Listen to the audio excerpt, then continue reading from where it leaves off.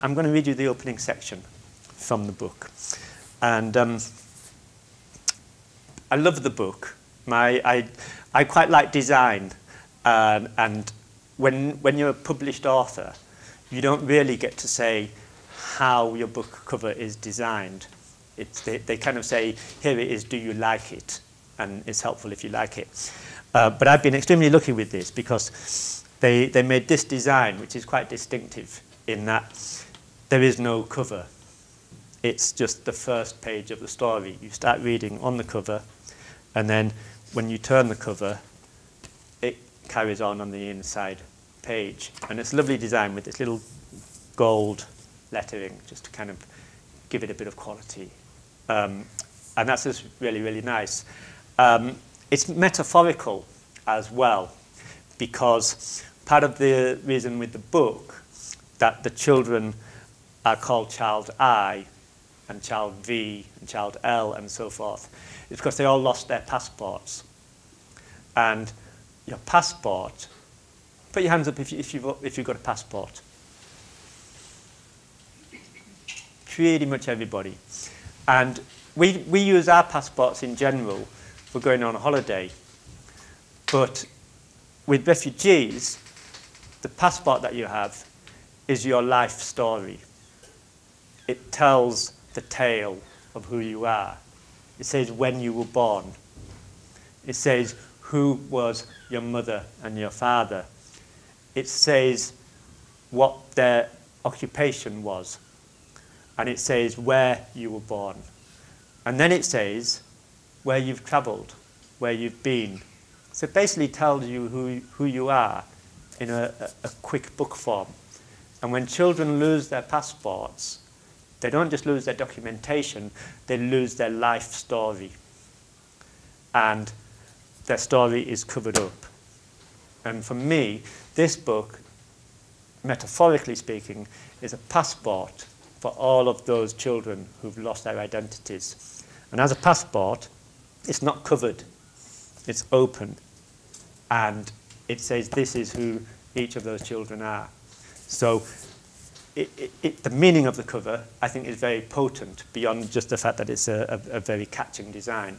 So I feel very lucky that my publishers gave me such a striking-looking cover, but a cover that works so well with the content of the book. So I'm going to read you the opening section. Today, the mud is dry and crusted and blowing in my eyes. Today is also my birthday. I think today is my birthday. I asked one of the grown-ups, what is today's date? Is it July 3rd? I asked. Something like that, they said. July 3rd is the date of my birthday. I think it is the date of my birthday. I'm sure it is. I'll be 10. I am 10. I am certain. There have been so many things I've had to remember, and time is so difficult to measure properly. But I would not forget my birthday. I cannot remember my mum's birthday or my dad's, but I remember their names, their full names. I remember my sisters' names, and I'm pretty sure I remember their birthdays too. I remember my sisters and our home, our own home. I remember the money my uncle shoved into my pocket before he lifted me onto the boat filled with strangers. When I went to sleep, the money was in my pocket. When I woke, the money was gone. And my sisters are gone, and my mother and father are gone. But I don't want to think about that. Or when the man threatened me with a knife and stole my pack with my phone and my papers, my phone full of photos of my sisters and mum and dad and my friends, their numbers, videos, playlists, all the fun things from my life. And the papers which would let everybody know for certain that today is my birthday.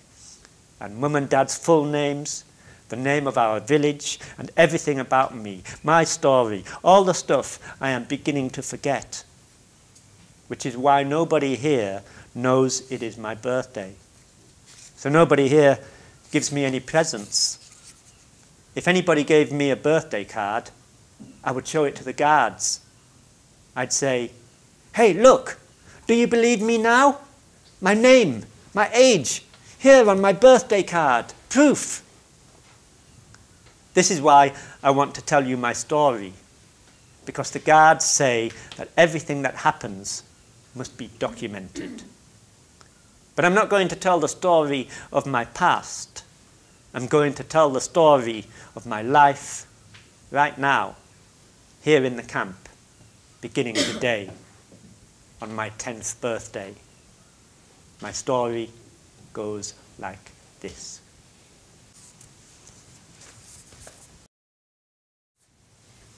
V, for instance, is she is the anger in the group. She's not very articulate, and she goes in with her fists flying and her boots kicking. Whereas child I is somebody who thinks, well, look, let's get some food and then play a game, and then we'll see how we feel after that. And most of the book is about the games that they're playing and the way that they search for food. So a good book that's got serious political points should actually be light as well, and should make you laugh and should make you engage with the characters. If it's just whamming home the political points, it's going to be a really dull book. And I hope that you find Child I a book that's really entertaining and moving and inspiring. V.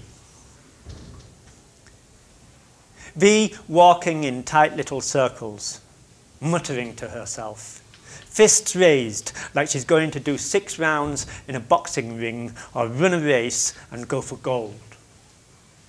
These socks covered in dirt, holes in the socks from marching around.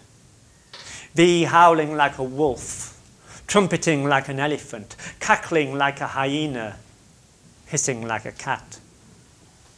V racing up to the guard, facing the guard, hands on the hips, jutting her chin at him, jabbing her finger. He stole my shoes. V scratching at him, leaping like a lion. The guard calling her wild, wrestling her, but V clinging like a monkey, sinking her teeth in, vicious. The other guards reaching for their clubs. But V is far beyond fear. She lived in a village visited by violence, devastated by war. The family she loved was bombed and evacuated. V fled with her brother on a voyage across the ocean, but the overcrowded vessel sank and V's brother drowned. Now she is on her own. She has nothing left to fear. But the guards call V a liar. They say her version of events is well-versed but unverifiable. Even so, they say they stole her shoes to keep her safe, to stop her wandering into a place of danger. V is vulnerable. V is a victim. She is off the map. Now V's livid, cursing beneath her breath, spitting venom with a vengeance, erupting like a volcano. V versus the world. All in vain. I know, I say. Let's play a game. I lead her to a crooked table football by the toilet block, and here's V venting her rage against the spinning players like her life depends on it, demolishing me 7-0. V skipping and whooping, pumping and yelling, "Champion!" V the invincible, and most invincible of all, when she's all wound up, and she's all wound up right now, V is vexed. A charity drop causes a mad scrum for shoes. Big men who live in the camp push and shove to the front. V ducks between their legs, fast, digging her elbows against men twice as big, emerging victorious, clutching a pair of none-too-scrubby Nikes. Ha-ha! Leaping up and down. Mine! Gazing at the trainers like treasure. Mine! Bouncing on air. I am the queen of the jungle, she declares. Tonight, V will walk out of the camp in her brand new Nikes. Tomorrow, the guards will find her, drag her back, and confiscate the Nikes. V, never giving in.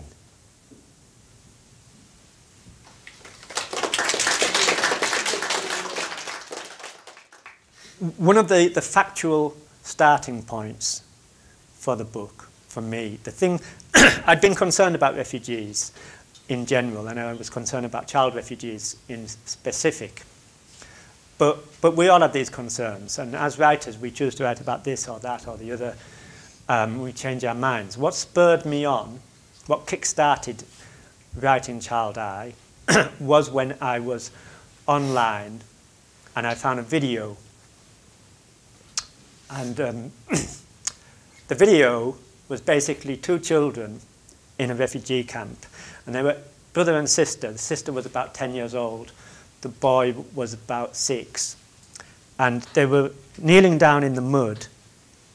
And they were picking up breadcrumbs from the mud and making them into patties to eat. And they were being interviewed while they were doing this. And what had happened was an aid truck had come and delivered food. And all the adults had all come, taken all the food, and there was none left for these two children.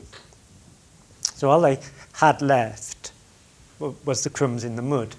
But for them, they were saying, look at all this food. Don't waste all this food. This is fabulous. This is a feast. And it was tragic that they was picking the crumbs out of the mud and saying, this is a feast.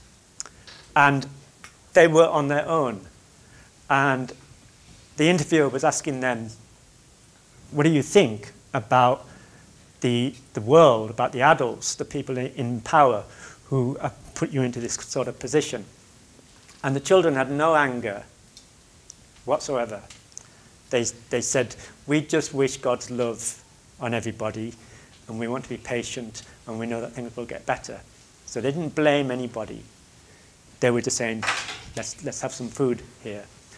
And if you go onto YouTube and you search Syrian children, refugees, breadcrumbs, that will bring that video up.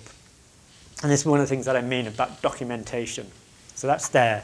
It's a fact. And when I read the opening section of the book earlier and I said, I'm going to tell the story of my life right now, here in the camp, beginning today. And then the next chapter begins, my friends, L and E, are crouching down in the mud, picking breadcrumbs. So basically, that first chapter was there. So this is a kind of poetic summary of the scene in the book in which the camp is being evicted. Game. Who wants to play? I say. Who can touch their nose with the tip of their tongue? Who can duck behind a bush for hide and seek? Who wants to play a clapping game? Who wants to dance? We all dance, and the sun shines. We dance across fields full of flowers. We dance to the play tree, where we pretend to be cats, sneaking up on a bird. We pretend to be tigers, hunting a monkey. We pretend to be foxes, snuggled up in our den.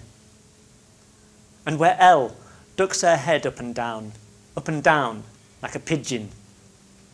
The air is full of pollen, floating blowballs, green flies, bees, all dancing a dance around us to the song of the larks and tits and sparrows in the hedges and bushes and trees. It's only pretend, of course. We're still in the camp, in the drizzle and mud. We're still in the camp, in the drizzle and mud, snapped back by the bad-tempered sounds of this place we cannot call home. The guards barking out orders, mothers calling for their daughters, and a bulldozer snorting like a dragon. Eviction! People shriek, panicking and scattering around us. We are being cleared, cooled. The bulldozer's wheels splatter mud against washing hung up in the sun. Dust and dirt flurries around us. The bulldozer rumbles, growls, and settles. It sits, waiting. Hide! Elle and I burrow like voles, digging ourselves into the mountain of rubbish where people dump the stuff that's no good. We tunnel through dirty clothes, abandoned tents, discarded bones, through pizza boxes, sour cartons, and 1,000 pieces of smashed glass. We dig ourselves in, animals gone to ground. We feel the rubbish clank and clunk and clatter. It shifts and settles, clamping itself around us, jabbing my back, forcing my head sideways, twisting my leg. Don't panic. It is just another game, a game of hide and seek. 38, I count, 39, 40. We hold each other, tight and tiny as can be, ants in a crack in the dirt.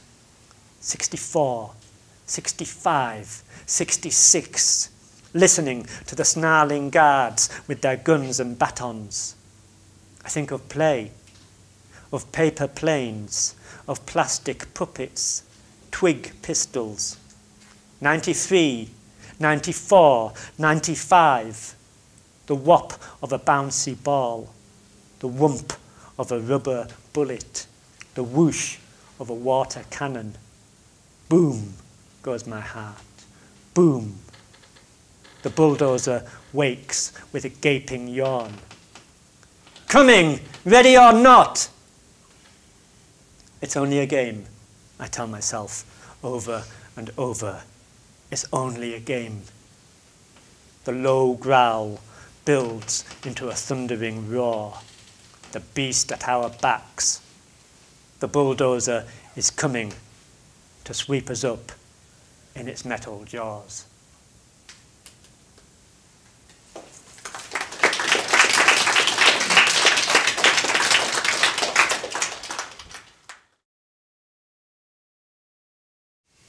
Technically, there's an easy way to do it, but there has to be the will to do it. But it could be easily done. But what it involves is the removal of the arms trade. And the reason why that won't happen is that a lot of people are getting very, very, very rich. And usually people who are very, very, very rich have a lot of political influence. And they don't want it to stop because they want to carry on being rich. But it could stop just like that. Maybe people who believe that rather than bombing everybody, we should engage in dialogue. Maybe people who think that instead of spending money on weapons, we should spend money on schools. Maybe those people, and this is where it's important for you, because you will have an impact on that. Maybe those people will come into government and they can make that change if they wish to. But they'll only come into government if the people across the world help them to come into government. And then if that happens, yes, it's easy. Do you think there's enough hope? There's always hope.